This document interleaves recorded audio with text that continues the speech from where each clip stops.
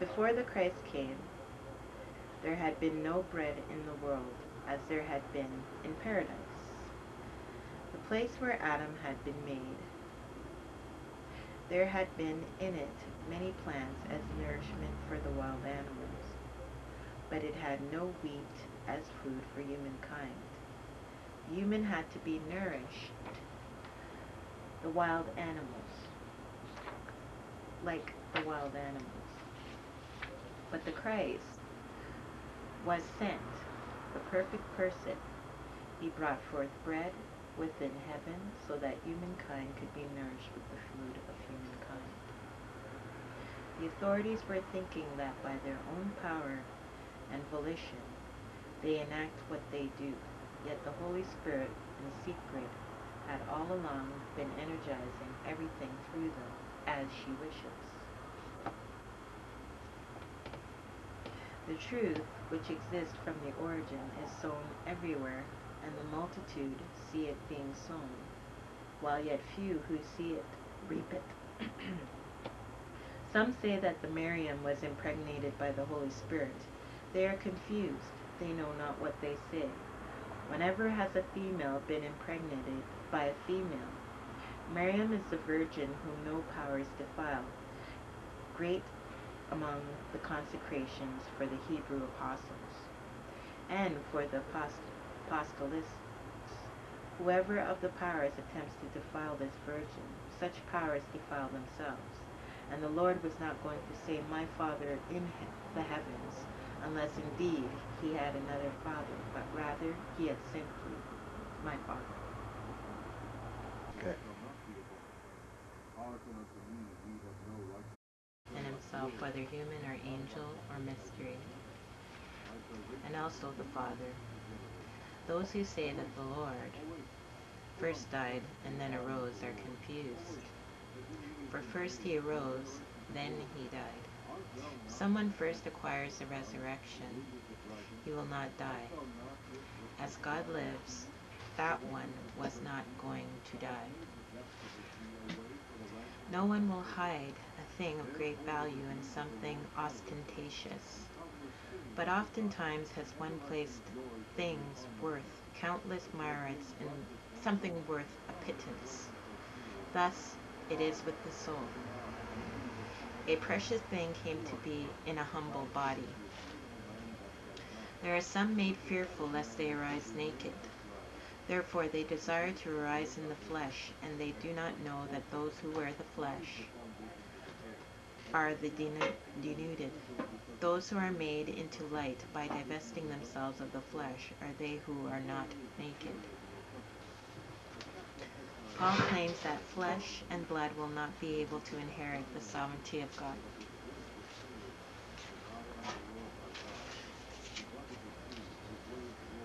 What is this which shall not inherit? This which is upon every one of us. Yet this is rather what will inherit, that which belongs to Yeshua with his blood.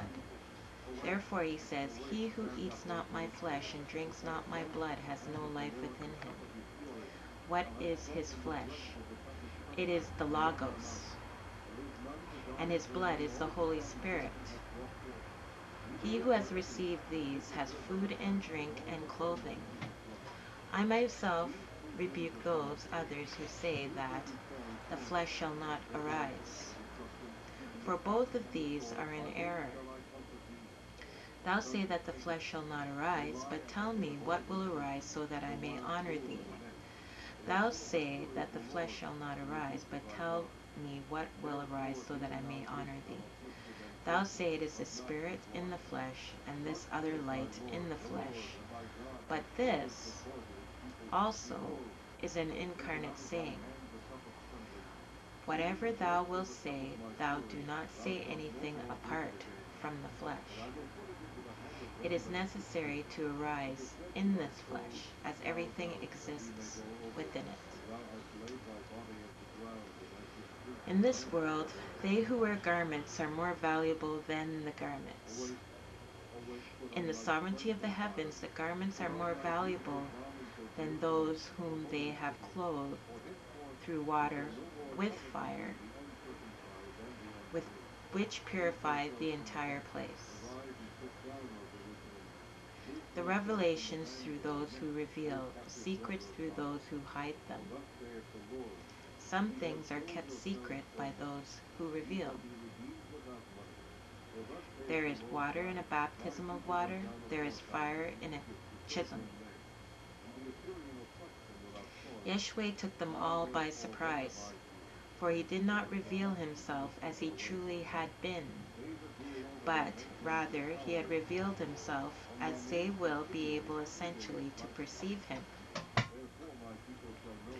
They had been susceptible to dying, but he revealed himself to them. He revealed himself to the great as great. He revealed himself to the small as small. He revealed himself to the angels as an angel, and to mankind as a man. Thus, his Logos concealed him from all beings. Some indeed saw him, thinking they were seeing themselves. But when he revealed himself to his disciples in glory upon the mountain, he had not been made small. He became great. But he also made the disciples great, so that they would be capable of beholding him, made great. He said on the day in the Eucharist, O thou who have mated the perfect light with the Holy Spirit, mate also our angels with the images. Do not disdain the Lamb, for without him it is not possible to see the door. No one divested will be able to enter unto the King. The sons of the celestial person are more numerous than those of the earthly person.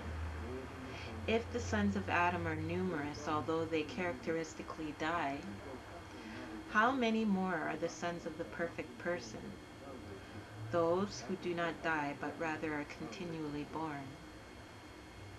The Father creates a Son, but it is not possible for the Son himself to create a Son, for it is impossible for him who is begotten himself to beget, but rather the Son begets for himself brothers, not sons.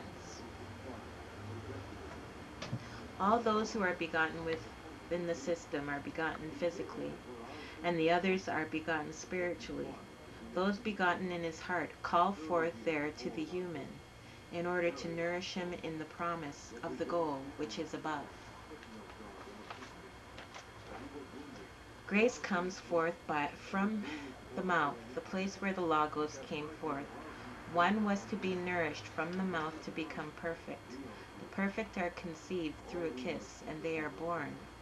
Therefore, we also are motivated to kiss one another, to receive conception from within our mutual grace. There were 3 Miriams who walked with the Lord at all times, his mother, and his sister, and Magdalene. This one who is called his companion, thus his true mother and sister and mate, is also called Miriam. The Father and the Son are single names. The Holy Spirit is a double name.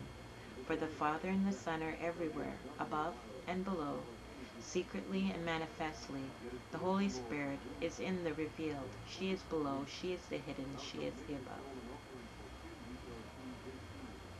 The saints are served by the oppressive powers, for the latter are blinded by the Holy Spirit, so that they shall think they are assisting a human when they are serving the saints.